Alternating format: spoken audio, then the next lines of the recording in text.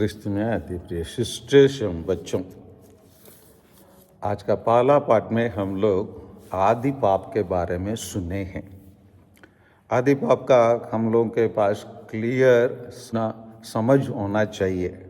जब तक हम स्पष्ट रूप से उसके समझेंगे नहीं, हम ये समझ लेंगे सांप ने या शैतान ने सांप का रूप लेकर मनुष्यों को परीक्षा लिया, इसीलिए मनुष्य गलती कर दिया और इसीलिए पाप के कारण हम मानव नहीं है, शैतान है, हम समझेंगे। वही तो हमारा समझ है ना। लेकिन यहाँ बहुत सारे चीज़ों को हमको समझने की अधिक आवश्यकता होता है। जैसे ईस्टर की रात में हम लोग एक एक्सल्टेड सॉन्ग गाते हैं, महिमा का गीत गाते हैं। उस महिमा का गीत में एक लाइन आती है, वो पवित्र पाप। उसी पाप को हम पवित्र पाप कहते हैं क्योंकि जिसने मुक्तिदाता को लाया है। वहाँ वो पाप होने के आवश्यकता हुआ, क्यों आवश्यकता हुआ, उस पाप में क्या क्या होता है, उसी को हमको समझने की आवश्यकता है। सबसे पहले पाप हम पूछेंगे तो हम लोग अक्सर हम सोचते हैं डिसोबीडियंस, मतलब आज्ञा भंग, यही समझते हैं ना। नहीं, वास्तव में वही सबसे पहला पाप नहीं है। सबसे पहला पाप शैतान ने आदम और एवा को झूठ बोला, है ना। सबसे बड़ा पाप क्या है? झूठ है। और सो झूठ कैसे? स्त्री से कहा, क्या ईश्वर ने सचमुच तुमको मना किया कि वाटिका के किसी वृक्ष का फल मत खाना? स्त्री ने तुरंत उत्तर देती है, हम वाटिका के वृक्ष के फल का खा सकते हैं, परंतु वाटिका के बीचे बीच वाले वृक्ष को फलों के विषय में ईश्वर ने यह कहा, तुम उन्हें नहीं खाना, उनका स्पर्श तक नहीं करना, नहीं तो मर जाओगे।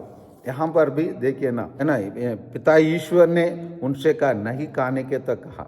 कभी कभी गलत मत समझिए, यहाँ जो लिखा है उसी के बता रहा हूँ।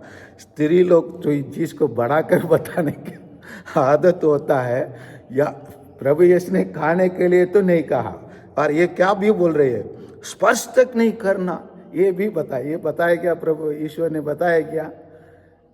हेलो, पूछ रहा हूँ, बताए क्या? नहीं बताए। लेकिन जब मालूम है स्पर्श तक तो नहीं करना बोले, जैसे ईश्वर ने जो बोला उससे भी ज्यादा बता रही है, स्पर्श तक नहीं करना, नहीं तो मर जाओगे, ये भी जान रही है ना। लेकिन अभी साहब क्या स्त्री से कहा, नहीं तुम नहीं मरेंगे, ईश्वर जानता है कि यदि तुम उस वृक्ष का फल खाओगे तो तुम्हारे आंख खुल जाएंगे। तो यहाँ पर शैतान ने तीन चीज बता रहा है। एक, तुम्हारे आंख खुल जाएंगे, तुम्हें भले बुरे ज्ञान हो जाएगा, और इस प्रकार ईश्वर के सदस्य बन जाओगे। पहले दो चीज वास्तव में जैसे शैतान बताया वैसे होता है। और तीसरा है तो ईश्वर के सदस्य बन जाएंगे। ये क्या है? उनके लिए दिया गया लालच।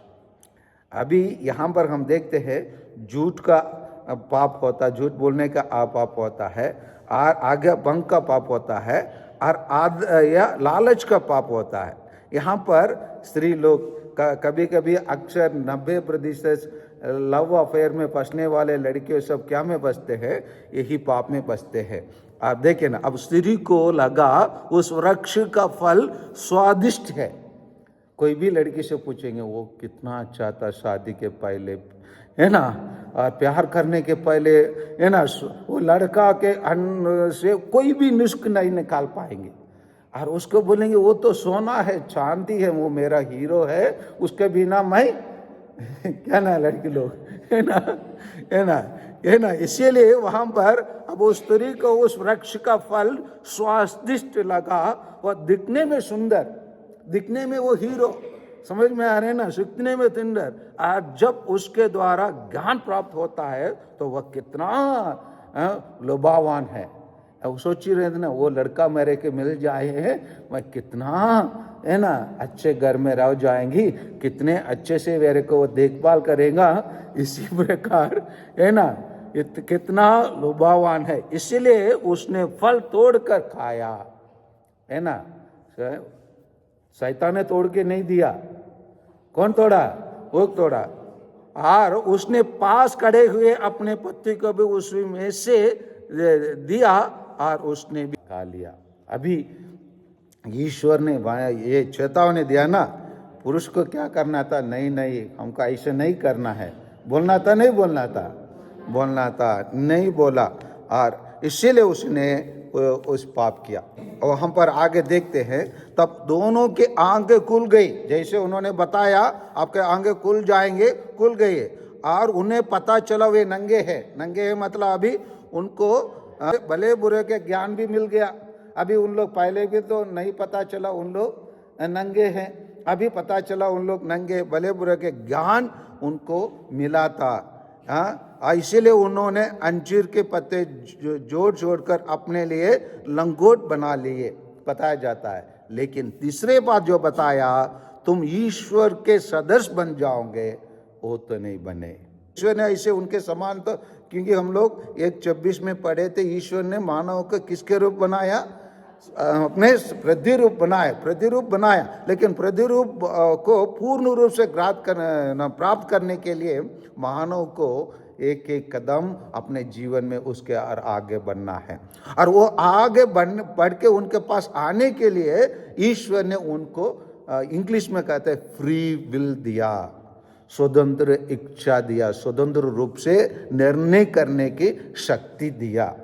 इसीलिए नहीं चाहता तो ईश्वर क्या कर देता, जब आदम को दूसरा दिन कहाँ है खोज के आने वाला ईश्वर है ना, उसी टाइम पर आ जाता था, हे आदम क्या कर रहे हो, अरे वाह क्या कर रहे हो, मना क्या।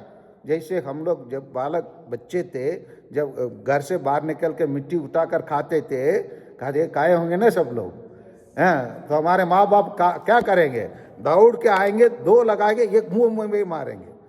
मारे नहीं मारे थे। हमारे माँ बाप हमको बुराई से बचने के लिए, हम अगर ये हमारे माँ बाप ऐसे कर सकते थे, ईश्वर क्यों नहीं किया?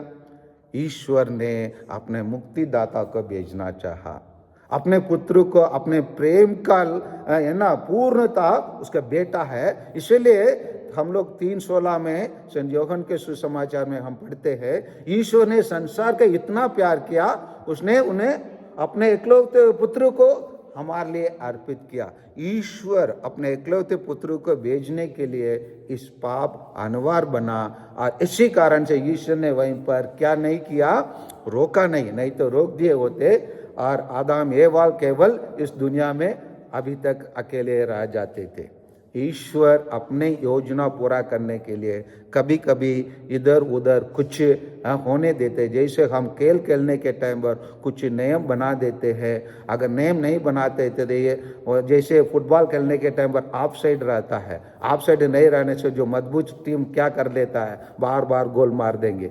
समझ में आ रहे हैं ना। और इसीलिए इसी प्रकार ईश्वर अपने सृष्टि के टाइम पर हमारे मुक्तिदाता को भेजने के लिए उसी पाप को होने दिया, और इसीलिए हम ईस्टर के रात में इसी पाप को वो पवित्र पाप, वो पुण्य पाप हम कहते हैं। आइए हमको हमारे पास सही अंडरस्टैंडिंग हो जाए, आदि पाप क्या है, क्यों हुआ, इसके जानकारी समझे नहीं समझे, अभी समझ गए। तो इसीलिए हम आदि पाप के कारण ये मुक्तिदाता हमारे बीच में आया है, इसलिए हम ईश्वर को धन्यवाद दे। आमीन।